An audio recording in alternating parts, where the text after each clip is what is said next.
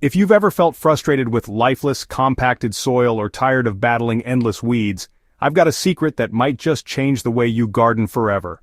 It's not a new fertilizer, it's not a fancy tool, and it doesn't require expensive products from the garden store. The secret is surprisingly simple: layering manure under cardboard. This technique has been quietly used by soil-savvy farmers and homesteaders for years, but it rarely gets talked about. Why? Because it's so simple and effective that it almost feels like cheating. When I first discovered it, I'll admit, I was skeptical. But once I tried it in my own garden, the results spoke louder than any glossy gardening magazine or soil amendment chart ever could. Today, on Soil Sage Chronicles, I want to walk you through the why and how behind this powerful method. By the end, you'll have a clear, actionable plan to transform your garden soil, whether you're working with a raised bed, a backyard patch, or even poor clay ground. Let's break down what's happening beneath the surface. Cardboard on its own is already a great tool for gardeners. It smothers weeds, blocks sunlight, and slowly breaks down into carbon-rich organic matter. But pair it with manure, and the magic really begins.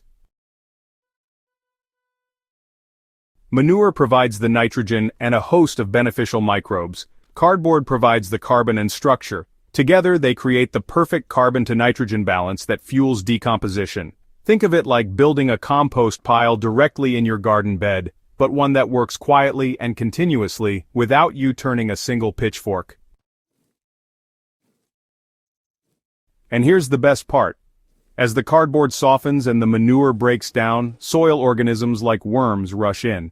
They munch, they tunnel, they aerate, and they leave behind rich castings. What you end up with is soil that's loose, dark, and bursting with life, all without tilling or heavy labor. Not all manures are created equal. For this method, fresh manure is usually too hot and may burn plant roots if you plant directly on top too soon. What you want is manure that's well-aged or composted. Here's a quick rundown of common options. Cow manure, balanced and gentle, great for most gardens. Horse manure, high in organic matter but may contain weed seeds unless well composted. Chicken manure, very high in nitrogen, fantastic if aged properly. Goat or sheep manure, smaller pellets, easy to work with, and quick to break down. If you're new to this, start with cow or horse manure that has been sitting for at least 6 months. This gives you a safe, mellow fertilizer base that won't overwhelm your plants. Cardboard isn't just cardboard. The kind you use really matters.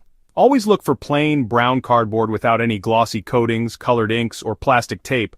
Those extra materials can actually harm soil life, or leave behind residue you just don't want in your food garden. Before laying it down, make sure to peel off any tape and staples. Then soak the cardboard in water. This softens it up, helps it mold to the soil surface, and encourages faster decomposition. Worms love moist cardboard. It's honestly like ringing a dinner bell for them.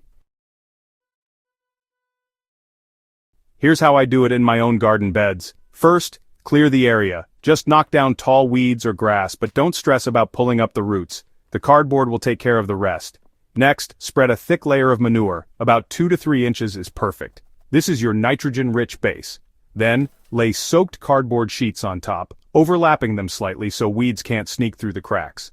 Top everything with organic matter. I usually add a layer of straw, leaves, or grass clippings to weigh the cardboard down and protect it from drying out. Finally, water well.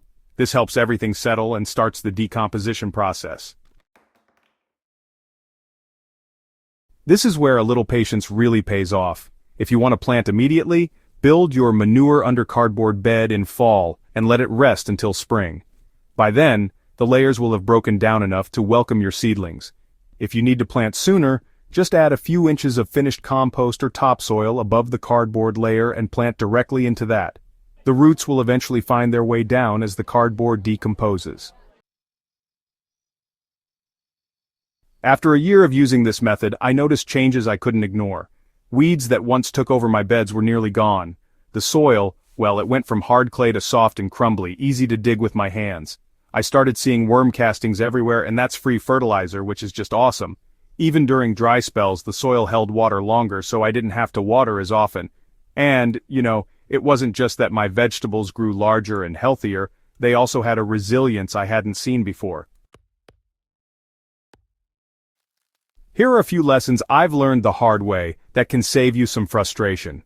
Don't skimp on cardboard. Thin layers or gaps will let those pesky weeds poke right through. Oh, and watch out for fresh chicken manure. It's powerful stuff, so let it age a bit first.